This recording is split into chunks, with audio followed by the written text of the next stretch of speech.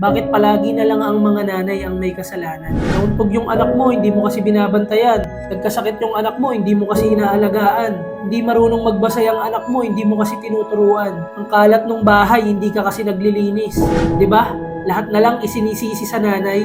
Hindi ba pwede na may mga bagay lang talaga na hindi nila kontrolado? Mga bagay na hindi nila kayang pagsabay-sabayin. Hindi ba pwede maging mabuting ina sila kahit na may mga bagay na nangyayari na hindi nila gusto?